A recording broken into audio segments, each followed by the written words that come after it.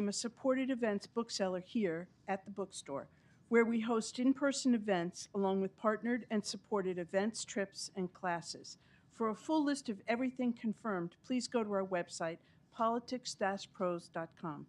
Before we get started today, I'd like to ask you to please silence your cell phone so as not to disrupt the event. When we get to the time for opening the floor to your questions, we've placed a standing microphone at the end of the aisle to your right, hiding behind the pillar for some of you.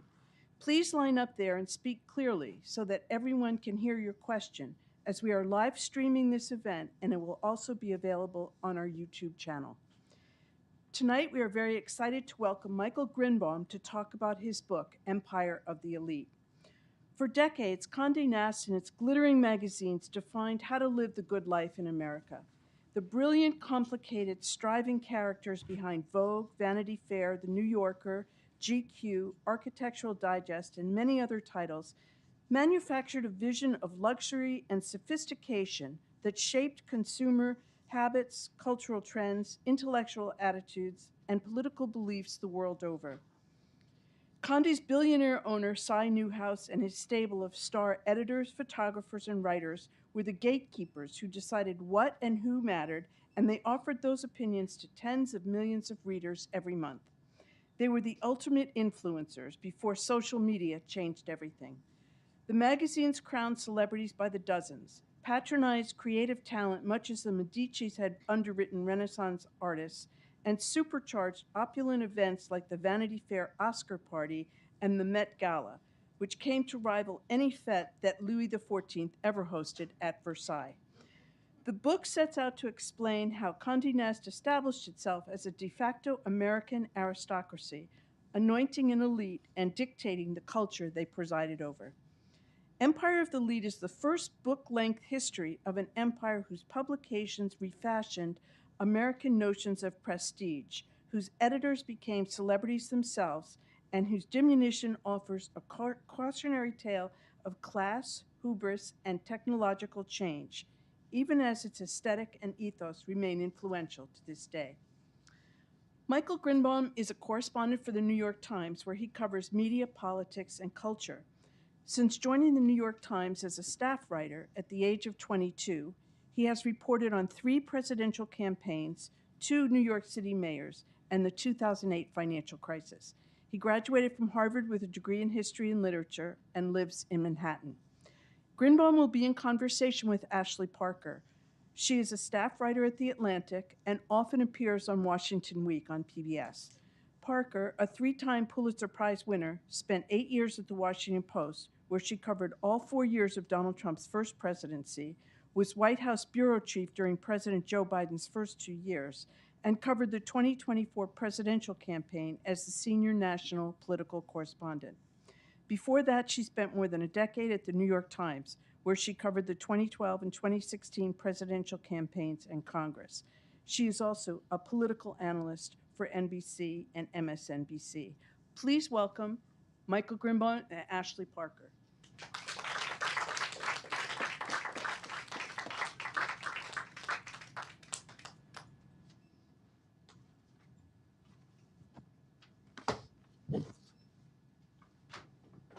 Hi.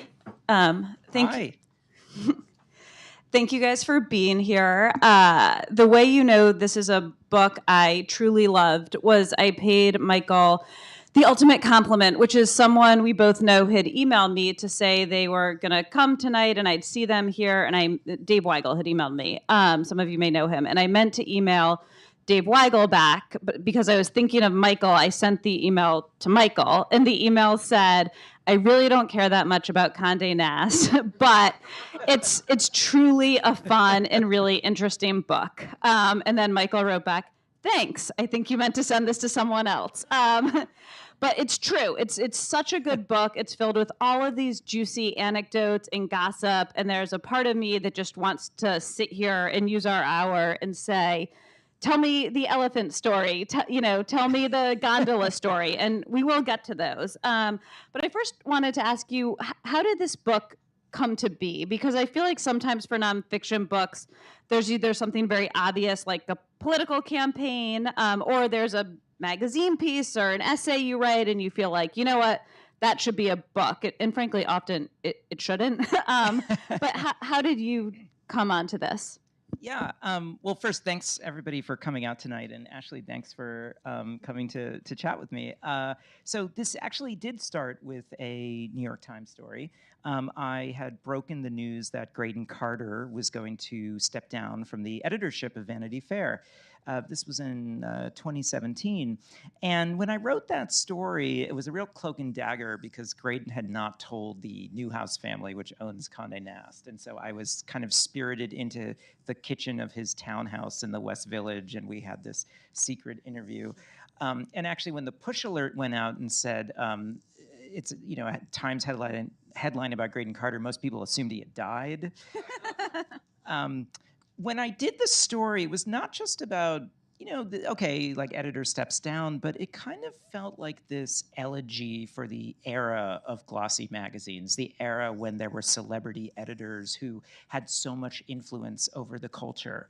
And I had such a fun time writing that piece and just marinating in this kind of lost old media world. That during the pandemic, I was sort of interested in taking on a longer-term project. And my wife, Julie, asked me what story I had had the most fun writing over the last few years. And believe it or not, it was not a Fox News story. It was about Graydon Carter. And I was shocked to see that there was no recent history of Condé Nast. There's great memoirs. Tina Brown's memoir especially is a really vivid description of it. But there wasn't kind of anything written by an independent journalist that captured the sweep of this company, which has been so powerful for many decades, and all the influence in art and photography and fashion and design that its magazines had. So that I thought I could fill that need. And your book has such good gossip in it, and clearly people were just willing to dish.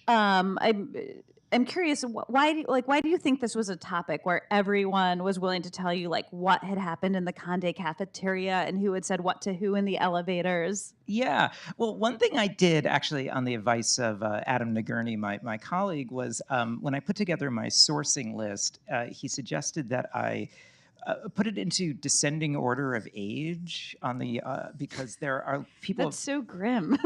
It was an actuarial source strategy. Yes. But the result was that I had these incredible. So I interviewed Polly Mellon, who was 98 years old when I spoke to her. She was a legendary Vogue editor who had started there in the 1960s. She was sharp as a tack. I Zoomed with her. She had incredible memories of these famous photo shoots. So to some degree, it was an older generation that didn't care any longer. But Condé Nast, I think... They knew they were at the top of your actuarial table. I don't think I disclosed that to them when I called them up. But Condé Nast has always been such a wonderful... People love to gossip about it, not just in New York, but in Washington and Los Angeles, all these cities where its magazines really mattered.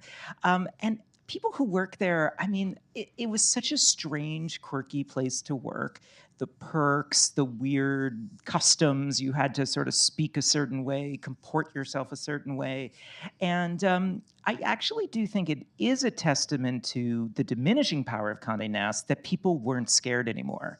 Oh, that's interesting. Because a lot of the earlier books from 10, 15 years ago, there's not a lot of on-the-record quotes in there because where were you going to get such great work as a journalist than Condé Nast? And these days, it's a smaller version of what it used to be, and I think people were more willing to tell their stories.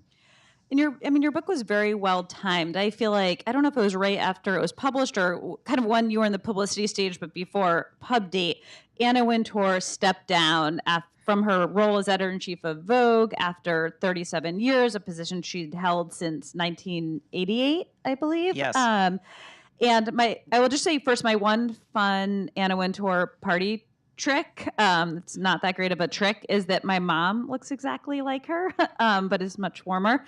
But anyhow, I was wondering if you could help us make sense of what that means. So does your mom wear sunglasses indoors? So my mom is 79. She's very petite. She wears big sunglasses. She has a really stark bob. She has Incredible. dark black hair, and she's 79, so she's going gray, but her gray looks kind of silvery, like Anna's highlights sometimes. And one time, actually, when I was Maureen Dowd's research assistant, she threw a book party and invited my parents. And her whole thing was like, my mom should come, because it was like a very Condé crowd wearing like her big glasses, but my mom wasn't up for it. So I have to say it was very generous of Anna Wintour to make this huge announcement 2 weeks before my book went into bookstores. I am very appreciative of that. But it was shocking. And actually, I spoke to Vogue staffers that day. She had called them into her office at 9 a.m. and dropped this news on them, and they were stunned. I mean, nobody kind of expected it. It's a sign of the fact that Condé Nast is going through a big transition right now. Vanity Fair just got a new editor-in-chief, and Anna, I hasten to note, at risk that she's watching this, that she is not leaving Condé Nast. Right. She's still the global editorial director of Vogue. She has no plans to run out of there. But giving up the editor-in-chief title is significant, and I think it's about, and we can get into this, but Condé Nast needs to adapt to the way the media works now, the way people consume information now, and she acknowledges that a younger editor may be needed to bring Vogue into this next chapter. So one thing in your book I was struck by was how many of these key people throughout Condé Nast were sort of outsiders and strivers, right? From Condé, Montrose, Nast to, I will confess, I did not even realize he was a real person until I read your book, to Cy Newhouse, and then many of these famous editors, right? Graydon Carter's Canadian, Anna Wintour and Tina Brown are British. David Remnick is sort of the, Jewish son of a New Jersey dentist. I believe Art Cooper, same thing, maybe Jewish from rural Pennsylvania. But I guess, what do you think is this common thread? Yeah, so actually, I didn't even realize this till someone pointed it out to me, but, my book is subtitled The Media Dynasty That Reshaped America, and I have a Canadian and 2 British people on the cover. And that does say something. So Condé Nast is known for being this kind of epitome of glamour and sophistication, and these magazines that were social arbiters. But it's so interesting that the actual leaders of the organization were, from middle class and in some cases working class and poor backgrounds. And they were sort of always had their noses pressed up against the glass. I'd go back to the New Yorker, which is sort of the ultimate organ of the educated classes. And of course, it was founded by someone who grew up in the Midwest and in Utah. I think that a lot of what Condé did over more than a century was create this idea of what it meant to succeed in America. And it was about kind of America inventing its own elite social class. And I think it's always been people who have one foot in, one foot out, who are able to look at a social caste system and size it up and sort of, organize it and say who was in and who was out.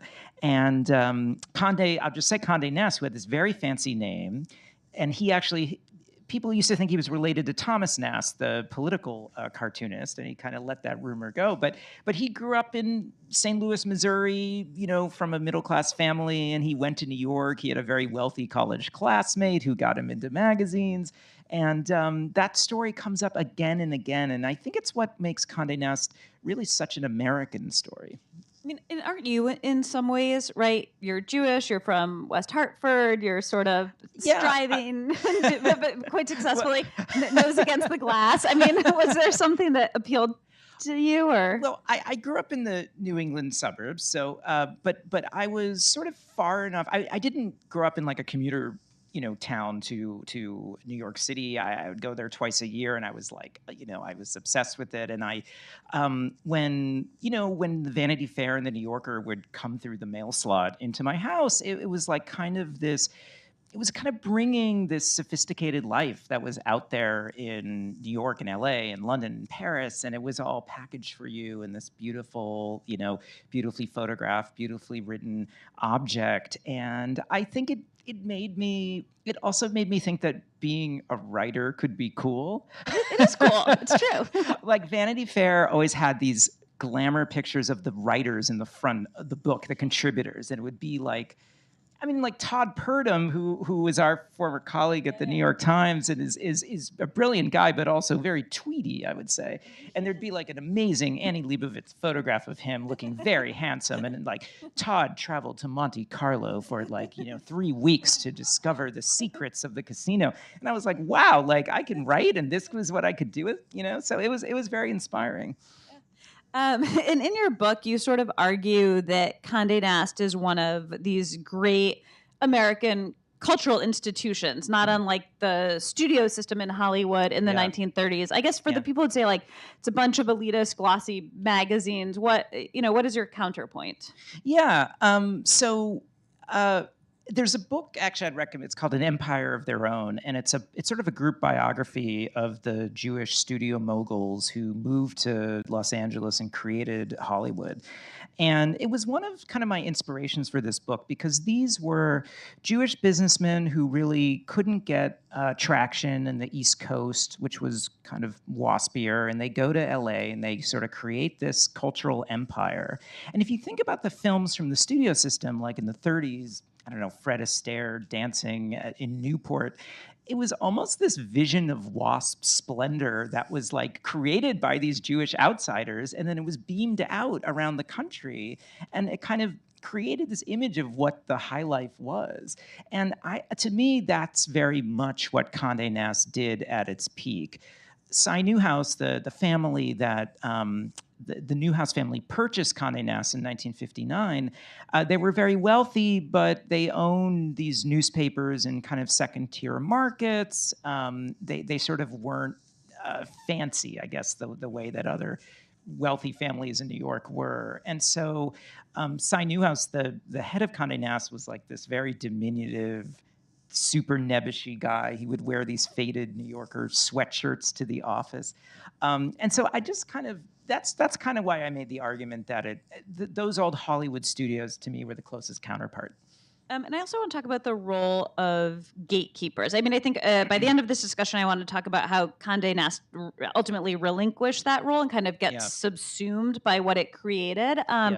But for a while, they were very key gatekeepers. And I just wanted you to talk about the value of gatekeepers and also some of the cons, right? I mean, Anna Wintour in Vogue, she obviously did not put a lot of Black models, for instance, on the cover, certainly not for the September issue, which is their key thick issue. There was actually a very good documentary made about the September issue. She also didn't showcase a huge range of body types. I remain outraged. I have never seen my body type in the pages of Vogue, but like talk about the pros and cons of gatekeeping. And I think you'll see if you do read the book, it's a warts and all portrait of this institution. And like many of these institutions, old media of the 20th century, it was hugely flawed in lots of ways. It excluded certain voices. In the case of Vogue, a very visual magazine, certain body types. And with the creation of the internet and sort of now that anyone can have a Substack or a social media channel, we have a much more broad diversity of voices out there. My defense of the gatekeepers is that I do feel like our media world is so chaotic right now. It's like a Tower of Babel situation. And in a way, I mean, what magazine editors did was sort of look out over the culture and pick out what they felt was worth the attention of their readers. And I actually think that those curators are really needed today. I think that people feel very bombarded by so many sources of information and sort of they're not sure who to trust. And you can disagree with the choices Condé made or say, well, why did these people have that authority? But there's a lot of nostalgia right now, I've noticed, for like the 1990s. There's going to be a Devil Wears Prada 2 movie that just started filming this week in New York with Meryl Streep and Anne Hathaway. And so I do think that I've just noticed out there that maybe people have a bit of nostalgia for like a simpler time where they do want guidance and they do want judgment from in the culture. And I think that's the role that gatekeepers play. So, but while Condé Nast was in the role of gatekeepers, Cy Newhouse wanted his editors to sort of be emissaries for the brand and be people who could be on the cover, and he subsidized their lives in pretty wild ways. Can you just talk about that? Yeah. So it really was this like kind of paradise for editors in the 80s and 90s. So, these editors-in-chief would have 24-hour town car and chauffeur who would drive them around and sit on the sidewalk while they had lunch and then drive them home. One of my favorite details was that writers for Vanity Fair in the 80s, if they were going on a long business trip, they could FedEx their luggage ahead of time to the hotel so that they didn't have to take it on the plane with them. I haven't tried that at the Times. I think it might get rejected. And then the most lavish perk were these interest-free mortgages that for Graydon Carter and Tina Brown, the company would actually buy them, pay the mortgage on like a West Village townhouse because they were meant to entertain there and they were supposed to live a life that was commensurate with the lifestyle that was in the pages of the magazine. And a lot of people look at this and think, wow, this is utterly wasteful and extravagant. And by the way, Condé Nast, it wasn't losing money, but it made a lot less money than like Hearst and Time Life and the other big publishers. But Condé Nast was about image. It was about a mystique. And the whole appeal, I think, for readers and for advertisers was that this company represented like the most luxurious world. And so that's why they did all that. So that's the subsidizing of the lifestyle, but just the pure, and I have done some good expense accounts in my life, as have you. But can you just talk about now the next corollary, which is the crazy expenses that writers were able to submit? Oh, yeah. Well, there was a photographer who was shooting Mother Teresa in Calcutta, and he was doing this for the New Yorker, and he had flown there with like an assistant. And it's a long story, but they had to stake out Mother Teresa, which I also that's a fun assignment to have. That's very journalistic, though. She apparently was very Garbo-esque, like she didn't want to be photographed.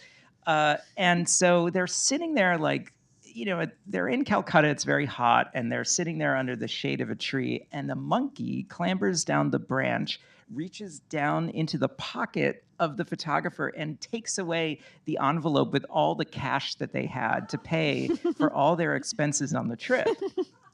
And the monkey runs off and they're like, oh my God. So he writes a fax back to Condé headquarters in New York. He draws a doodle of the monkey and says, we have no money left. And they wired back over like another $10,000 or something for them too. So there's two more I'm going to ask you to tell. This one is my personal favorite. As I mentioned, my first job, I was Maureen Dowd's research assistant. She was a wonderful boss, but I have like a soft spot for assistant stories. So can you talk about what happened when Graydon Carter, he is in Venice and they're debuting this new magazine Portfolio, right? And there's only like 9 copies, and every editor who has one is told, like, guard this with your life, and Graydon promptly loses it.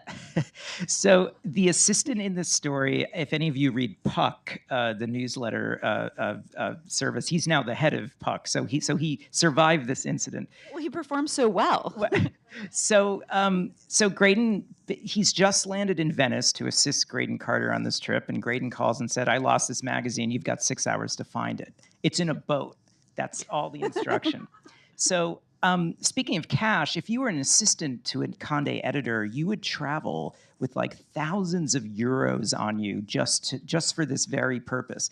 So he went to the gondolier at the Hotel Cipriani and bribed him with 1,500 euros to take him to like the parking lot for boats in Venice, where he then bribed another clerk with 1,000 euros to like rummage through the lost and found and eventually retrieve the magazine, brings it back to Graydon, drops it off. And when I asked Graydon about this incident, he was like, I've never heard that story before, because I realized all he did was call his assistant and say, I lost it, I need it. Then he opened his hotel door, got the magazine, and that was it. And then the last one, and I think this kind of brings us to the cautionary tale of the excesses, involves Portfolio again, and an elephant. Yes. So Portfolio was sort of the last great magazine launch. It began in 2007. Even at that time, the writing was on the wall that print media and advertising was declining. But the company splashed out about $100 million on this magazine. They paid Tom Wolfe $12 a word to write an essay. And there was a story about the J.P. Morgan credit derivatives desk. The point was, the headline said, "The elephant in the room." So the photo editor said, well, let's get an elephant for the photo shoot. So they spent $35,000 to rent an elephant, which was trucked down into New York City. They did this photograph of the elephant kind of scaring this office worker. And the shoot was 2 weeks before Lehman Brothers collapsed. And the editor of Portfolio, who I talked to, kind of claimed she had no idea that this had happened and said, I didn't authorize that. But they weren't just photoshopping an elephant. Yeah, it seems like a Photoshop. You might be like a B-roll you could get of an elephant for that, but. So we know each other because we worked originally at the New York Times together. But we really got to know each other when we were assigned a story no one else wanted. And I think I see Bill Brink, who I think may have edited that story, sitting here. Hi, Bill. A story no one else wanted to do in the summer of 2016 in July, because very few people, and to be clear, I had a firsthand view at the New York Times, but this was not unique to the New York Times because no one was taking Donald Trump seriously. And it was a story about how The Apprentice sort of helped create Donald Trump, explained his approach to the campaign, who he became as a candidate in preparation for this. I went back and read it, and it's utterly perfect. No notes, if I do say so myself. It really stands up. Yes. Put our names into Google, you'll find it. Yeah. But in our story, we kind of make the argument that Donald Trump is a creation of, and for people who don't like him, they could blame Mark Burnett, the creator of The Apprentice, or Jeff Zucker, not just because Jeff put him on CNN all the time, but in fact, Jeff was at NBC when they acquired The Apprentice. And despite saying our story still holds up, you actually make a different argument in your book that Condé Nast, even before, can be credited or blamed, depending on your politics, for the rise of Donald Trump as this sort of larger-than-life character. I came across this origin story for The Art of the Deal, Trump's famous book, and this is kind of one of those things where you see how all the cultural cross currents pass through Condé Nast. So Cy Newhouse, who was the billionaire owner of the company, his best friend from childhood was Roy Cohn. They had gone to high school together at Horace Mann in the Bronx. They actually carpooled from the Upper East Side. And Condé Nast was known as this very progressive, culturally forward company, and a lot of people didn't know about this friendship. So I have no doubt that Cy Newhouse, Roy Cohn, and Donald Trump hung out together in the late 70s, 80s. Roy Cohn used to have these birthday parties at Studio 54, where I think Trump often went. And in 1984, there was a cover story about Donald Trump in GQ magazine, big profile of this, boisterous Araviste real estate developer. The story was written by Graydon Carter, who was a freelance writer, and the issue sold like gangbusters, huge sales. Cy Newhouse sees the numbers, and he goes to Random House, which was the publisher that he'd recently purchased, and said, I want to assign a book. I think this guy should write a book. And they actually went and pitched it to Trump in Trump Tower, probably the same office where we interviewed him for that Apprentice story. And they had brought to mock up the book, they had brought a big, thick Russian novel, and they put a sort of a fake dust jacket on it, had Trump's face and name, and he looks at it and he says, make my name much, much bigger. That was his only advice. So they publish Art of the Deal. Cy Newhouse stands next to him in the Trump Tower atrium at the book party. I have the photograph in the book. And it's, this gigantic bestseller. And I would argue that it was the first time when Trump went from being kind of a New York City curiosity to like a national figure. And it was also part of that myth that he was building about himself as this genius businessman who knew better than all. And I think The Apprentice follows from Art of the Deal. I actually interviewed Cy Newhouse's adult daughter who, said the family ruse this. I mean, they had no idea that so many dominoes would fall the way they did. But they're aware of the fact that, Condé Nast played this role in his rise, and it's just an amazing kind of historical story. Yeah, and then he would also appear periodically, fairly frequently, in any number of their magazines and their publications, not always in flattering terms, but he was a presence. And there's a certain irony now, of course, that MAGA sort of is furious with Vogue for never Right. putting Melania on the cover. Was that just an Anna decision that Trump's politics were so distasteful to her, or why was Melania, who is a model, right? She's like our only model first lady, who didn't make it onto the cover? Yeah, it's true. And by the way, I grew up assuming that first ladies had always been on the cover of Vogue. Anna Wintour actually pioneered that. Hillary Clinton was the first lady who ever was on the cover of the magazine, and she kind of brought that in. So Melania, the story goes that shortly after Trump was elected in 2016, Vogue did have a conversation with Melania, but they weren't willing to guarantee her the cover. And Melania's staff said, forget it, like we refuse to do this. And then since then, Anna Wintour has denounced Donald Trump. I mean, she's a big Democratic fundraiser as well, but she said that she won't invite him back to the Met Gala, the big Vogue event every year. Which, by the way, Donald proposed to Melania on the red carpet of the Met Gala, basically taking advantage of the Vogue Condé Nast PR machine to make his own marriage proposal into a spectacle. So there is this kind of symbiosis you see between them. And Anna is a political figure in her own way. I was talking to a prominent Democrat very recently, not in preparation for this, and somehow Anna came up, and this person was saying, look, she knows nothing about politics, but she's a total crusher, right? If you tell her you need these 7 people to give this amount of money, she will make it happen, right? She will twist arms, she will get the venue, she's sort of just this behind the scenes soldier when it comes to Democratic politics, at least now is how it was described to me. So I'm curious, is that your sense of her? Is she sort of political in her own way? Yeah, one thing I think you'll find in the book is, and I really had to learn a lot about Anna Wintour when I was reporting this, and as well as being a great stylist and visual thinker, she's an incredible businesswoman. And I think you'll see that her success at Vogue is actually, if you think about Vogue as a brand and how it has such recognition around the world and how she's kept it going all these years. She's sort of like a CEO in that sense. Yeah. It's that efficiency and intensity that has made her a good fundraiser.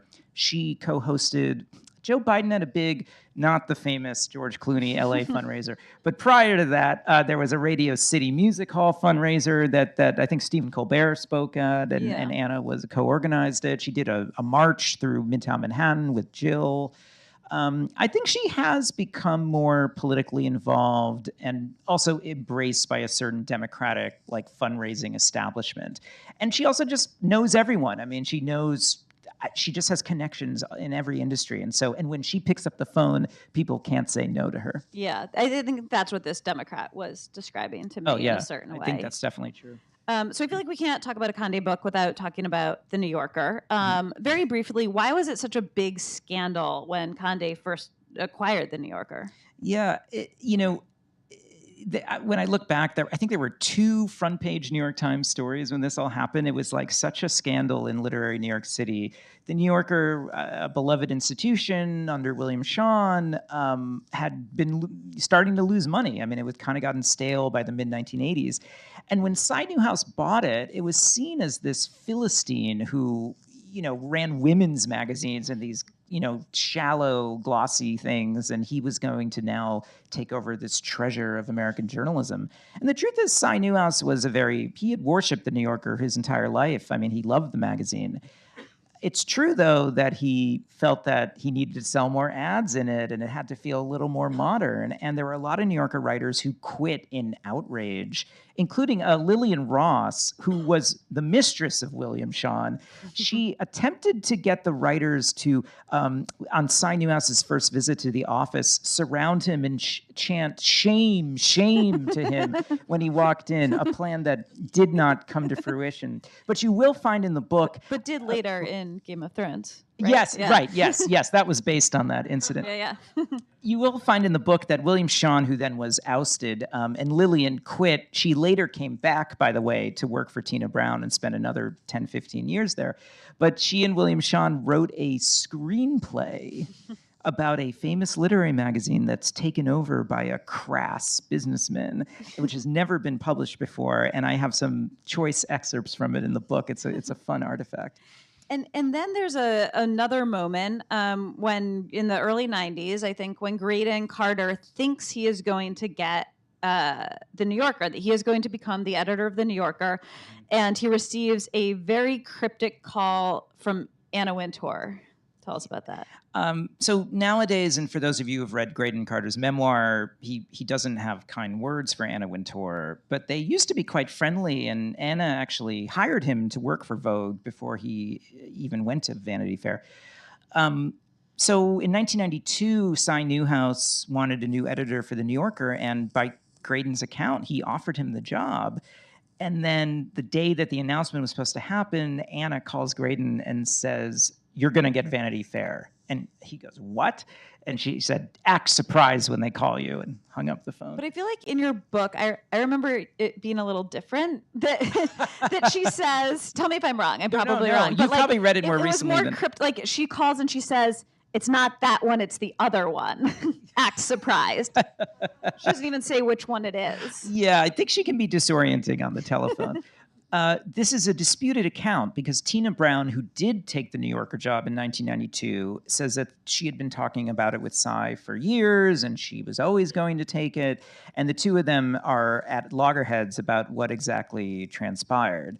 So it's kind of one of these legendary moments in magazines. Which then brings us to the Tina Brown era of the New Yorker. And I believe she once said, quote, "Our job is to make the sexy serious and the serious sexy." And in many ways, she sort of perfected what is now very commonplace, but this mix of the high and the low. And, you know, at my house now, we subscribe to 4 magazines. We get the Washingtonian, the Atlantic, which I subscribed to a couple of years before I started working there, New York, and the New Yorker. But we get the New Yorker, that's like the one my husband really insists on. And sometimes, if I'm being honest, again, this is more a reflection of me than the New Yorker, it feels a little dutiful. But when Tina Brown made it sort of highbrow, lowbrow, and I would argue eminently readable, at the time, it got a ton of criticism. Was she just too ahead of her time, or is that not what the New Yorker can or should be?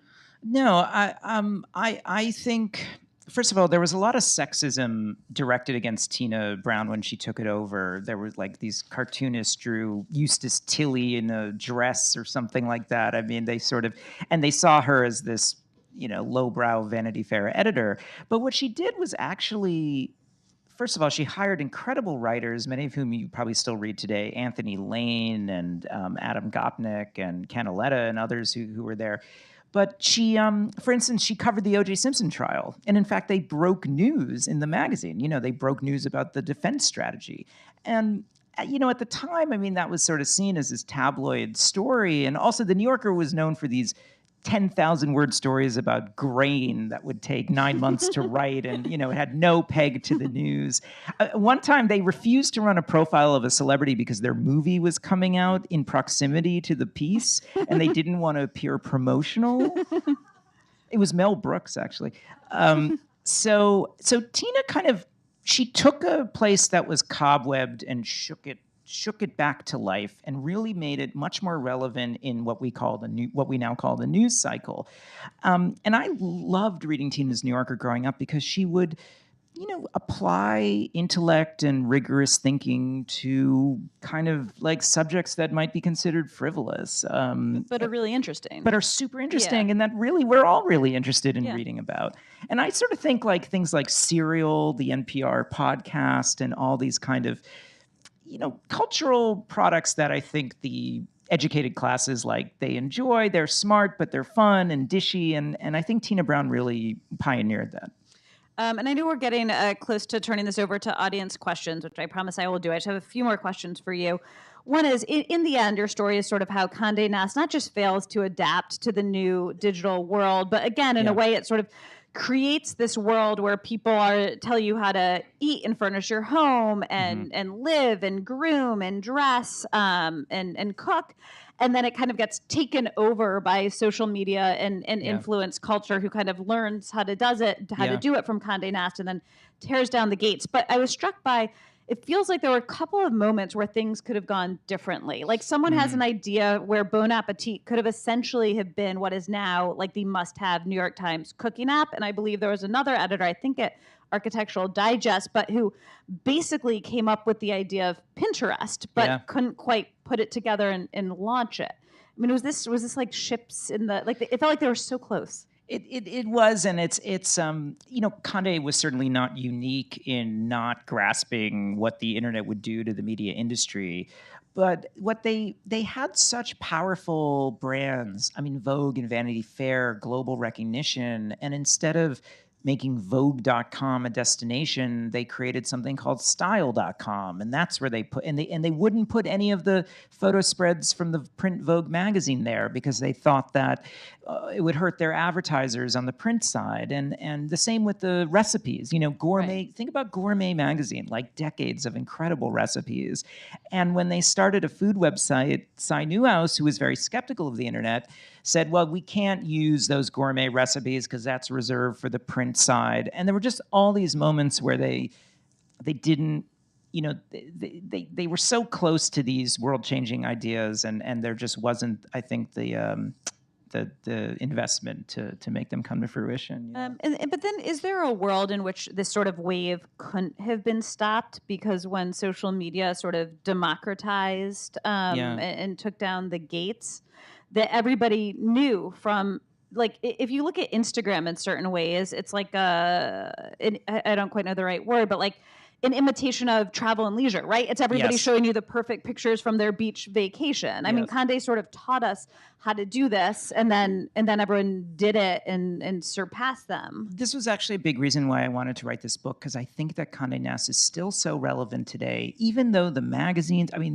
are like pamphlets now, and a lot of them have closed, but the world envisioned by Condé Nast endures. It's so in the DNA of our culture. Yeah. And it's amazing that, on Instagram, it's like people can recreate a Condé Nast photo shoot on their phone, right? The filters and the styling, and people take us around their fancy houses and their fancy trips.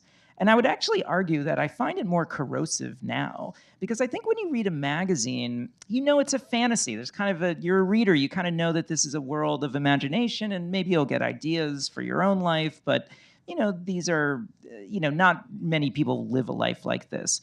And on Instagram, it's like your high school classmate, like saying that I'm in Greece on a yacht or something. Why is everyone in Bali except me? Yeah, right? And why is everyone making sourdough except me? Exactly. So, for all the flaws and faults of Condé Nast, I actually think that the world we have now in a lot of ways is coarser and more depressing. And last lightning round for you, and then we'll go to questions with a twist, which I'll explain. But first, which Condé Nast magazine would you most want to edit, and which one should you actually most edit? Well, I guess every journalist dreams of editing The New Yorker, which is still, by the way, which once was losing money and now actually is profitable for Condé Nast, and I think they've made a lot of efforts to protect it. What should I edit? Would you read Mike Grynbaum's Vogue? No. Maybe not. I don't know. I would read your Vanity Fair. Thank I would you, read your Ashley. GQ. But which one would you? Should you? MGGQ. I'm gonna go with that. I think yeah, I would. Yeah, GQ would be fun. Okay. And now there's a microphone up there. We're going to turn it over to questions. But there's a fun part in Michael's book where to work at Vogue, there was a very daunting list of 178 notable people, places, institutions, literary titles, and cultural ephemera. And that you basically had to go through and write a mini definition of in order to get hired there, to prove you were sort of cultured enough to work there. So you can come up and you can ask a question, and if you dare, I can give you one of these things to identify to see if you would have made it. The Anna Wintour test. But you can also pass if you just want to ask a question. Yeah. Like, I'm not going to shout out Chateau Marmont and make you give us a definition. Although I will say that's one of the easier ones.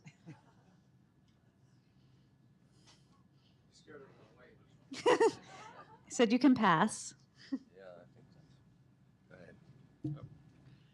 Go ahead. I was curious if there was like a court favorite for Cy Newhouse. In reading like Tina Brown's book versus Graydon Carter's, she's a lot more critical of him, and Graydon just has so much admiration for him and kind of viewed him as a second father. Was Graydon the court favorite, or was it someone else? Yeah, great question. I think Graydon and Anna were Cy. I think there was a bit of father-son thing going on with Graydon and Cy, and they both had a love of old Hollywood. And remember, we didn't even talk about the Vanity Fair Oscar party, which Graydon created, and Cy used to love going out there and meeting old celebrities.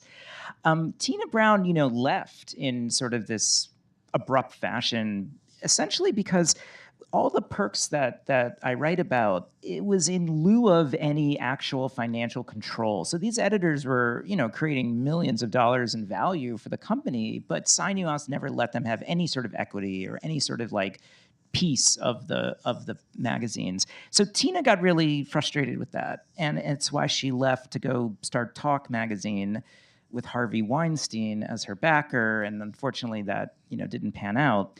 But I like the way you said court, because that is how this company was run. Cy was the Sun King, and this, everyone was coward and knew that he could wake up one day and, decide he needed somebody new in charge. And so everyone worked there at the pleasure of Cy Newhouse, and there was a very monarchical system that developed. And do you want to? Oh, sure. Okay. Let's go Anthony Kiedis. Oh. Pass. Sorry.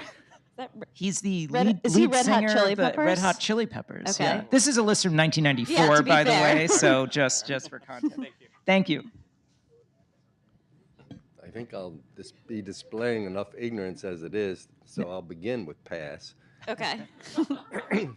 Fair. I'm curious about how Cy Newhouse and Condé exert influence on the editors and on the magazines, kind of in a day-to-day, week-to-week fashion, as opposed to just selecting them in the first place. Is there a kind of a subtle method, or do they, speak and he, tells them what he really thinks? So there was a monthly ritual for every magazine. It was called the print order meeting. And essentially, when the issue was ready to go to the printer, the editor would go to a meeting. It wasn't just Cy Newhouse, but Cy presided over the meeting. And if you can imagine, every page of the issue was like laid out in order, so you could sort of see the issue evolve. And Cy would sort of stand there and go through it and comment, and he might say, well, this photo spread needs a little zhuzhing up, or, this and that. And so it was always at the end of the process. I mean, he was, in fact, very, very, very infrequently did I ever hear that he called them and said, I want you to write about this person. Right. And a lot of times they would write about friends of Cy thinking he would want it. So that was, but that was maybe the main way that they would communicate. Right, thanks. What sounds like it was more a little more hands-on than I thought it might be. But There were also lunches at the Four Seasons where Cy would casually ask about what's going on, and the editors would get very nervous. So, there were subtle signals like that. Hi. Hi. Hi. I can confirm your Melania stories. Oh, good. Except there is one about that Donald Trump was mad. There was a spread in Vanity Fair where she was in a gold bikini and pregnant and coming down the back of the jet. And Trump was mad because he's in the sports car also in the picture, but you can't see him. He's there as the driver. Anyway, I'll send it to you. It's really funny. So my question, you talked a lot about gatekeeping and how do we edit what we should believe? Is it just our friends in Greece? Like, there was an aspirational quality to these magazines that I can't find really anywhere anymore.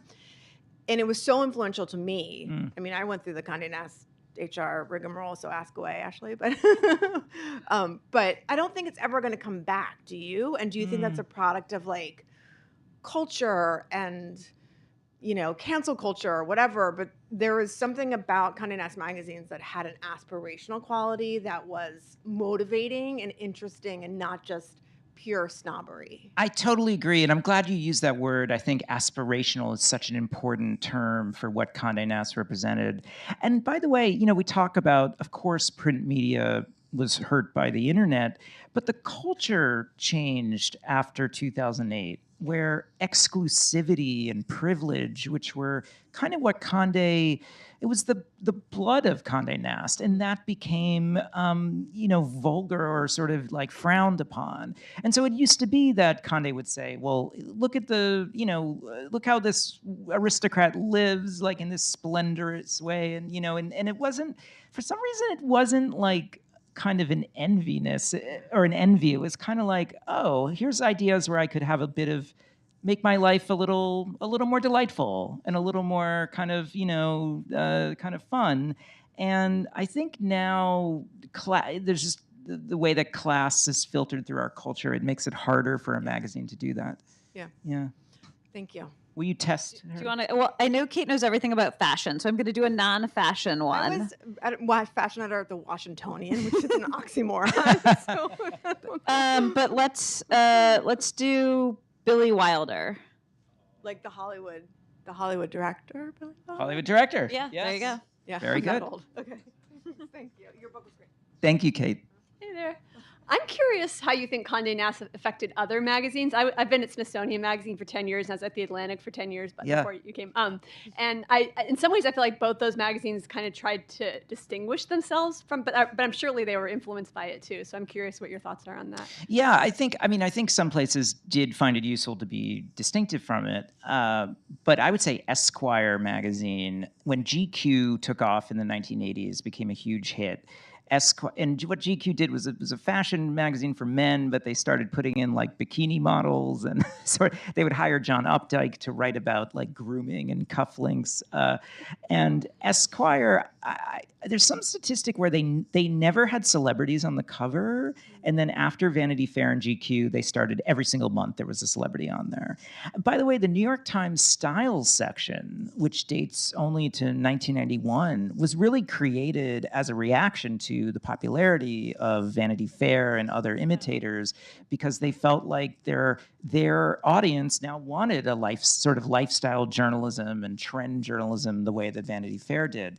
So the DNA of it, I think, definitely made its way, and I think The Atlantic, which, I guess I didn't read, I wasn't reading The Atlantic back in, but it's such a mix now. There's so much cultural criticism and there's fashion coverage, and it is, a very, dynamic magazine. But I feel like you could answer that better, because I feel like the current Atlantic is even different from the Atlantic of 5-10 years ago? Yeah, I was there. Well, I was there from 2005 to 2015, and they moved. I was actually an intern in the Boston office back when they, on Mad Men, when they had that parody article in the Atlantic that was like tapping a Vermont maple. And yes, Ken Cosgrove. Yeah, there's like that. I feel like they were very much not being the New Yorker then, and then they had a whole rebranding campaign. Yeah, where they were just really trying to figure out what like a magazine of ideas. But I always kind of felt like they had to contend with Condé Nast. Yeah, and how much they wanted to imitate or distinguish. I think the visual layouts of Condé Nast, which you'll see some examples in the book, but also like the way they did, the way they did text and type and photos. I think that also had a pretty big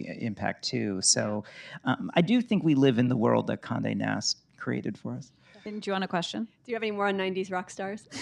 I'm going to do the Raleigh. Okay, totally don't know what that is. Do you know what that? I don't know what No. that is. Do you know what I'm that is, stumped Michael? on It's your that. book. Good, that makes me feel better. But Juliana Hatfield is on the list, Oh, yes, loved her. Okay. who is a 90s rock star. So. Yeah. Good. I don't know what the Raleigh is. All right. We'll look that up later. Hi. So how did you get that Graydon Carter scoop? How do you go about getting your stuff? Oh, Question. yeah, it's probably my favorite scoop. Well, I'm a media reporter for the New York Times in my day job. So I had, written about the magazine industry, and I'd gotten to know Graydon. I would call him for quotes, actually, sometimes. He's a great quote. And especially with Trump, when Trump started rising again, Graydon loved talking about their rivalry. Graydon Carter coined the phrase short-fingered vulgarian about Trump back in the 80s at Spy Magazine. So I think I used to sort of talk with him, and then when he decided that he was going to leave, this is quite funny, he had an elaborate choreography planned for his departure. And internally at Vanity Fair, they referred to it as Operation London Bridge, which is what the British royal family had called the plan for when Queen Elizabeth died. So Condé had a very high image of it, of its importance. I actually had to keep the story secret, even from some of my editors. The editor who edited that story, Bill Brink, is here in the audience, and he will recall that we could only tell. I think we only told like 3 or 4 people in the paper, and it was it was like a state secret. Oh, because at that point it was in the system, and we thought it was we just thought it would leak out if it went to too wide a circle, and then we gradually expanded it. And so, how did you guys pitch it for A1? I think our department head knew about it. Okay. Now you're straining my memory, but it worked out nicely in the end. Okay. So. So are you saying it came from your just visits with Graydon himself? I think it was a relationship where I had, and this is true of a lot of scoops, you get to know someone through other more mundane stories. I probably had lunch with him a couple times. I think he knew that I cared a lot about magazines. I cared a lot about sort of the history of magazines and what he represented. So I was very fortunate, when it came time that he wanted to tell his story to the public about leaving, he thought that I would be someone who might, be able to do that. So did he like the way you did it? Well, he talked to me for the book, so I think he liked it. Yeah, I think he liked it. And do you want to? Well, yeah, but remember, I don't know anybody past Jerry Lee Lewis and Bob Dylan and the band. Okay, they're not, here, you choose one for her, Michael. No, don't need to know anybody else except them. You draw the stops. They're really I think they're really tough. They're tough. Isadora Duncan? Oh, of course. Everybody knows there's Isadora Duncan. I'm not going to demonstrate, but yes. If anybody has a handy veil, they can do it for me. A great dancer, Isabella Duncan. Well, thank you very much for writing the book and taking the time. What was the role of Alexander Lieberman? Oh, I'm so glad you asked. Alexander Lieberman is an amazing figure who sadly has been mostly forgotten, and I write about him in the book. He was the creative director of Condé Nast for about 50 years, from the 50s through the 1990s. He was a Russian exile. His family fled Russia after the Bolshevik Revolution, and he was an incredible snob. He was an aesthete, an artist, a photographer, and he trained in Paris working at magazines and then came over to Condé Nast in the 1940s. There's a very famous Vogue cover of a woman in a swimsuit who's balancing a beach ball on her toes, and Alex drew that one day in the room, and he was noticed, and that was his breakthrough moment. And he ruled Condé Nast like a emperor. He was the one who told everybody to stay at the Ritz in Paris because that's where a refined person stayed. And he told Irving Penn to break 100 Baccarat crystal glasses to get the perfect photograph of the shards on the ground. And he was a great mentor to Anna Wintour, to Tina Brown. He was Cy Newhouse's tutor in how to kind of exist in society.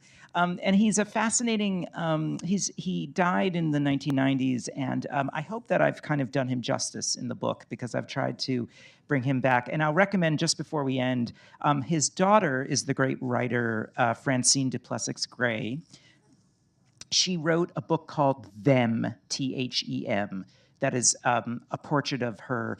Alex was her stepfather, I'm sorry, I should say. Her mother was Tatiana Duplessis, who was a hat designer at Saks. And it is an amazing book about sort of New York high society in the 1950s. And Condé Nast was really his life's work. And it's very fitting that we were able to talk about him tonight. So thank you. Thank you guys all for being here. And Michael will be sitting up here signing your books if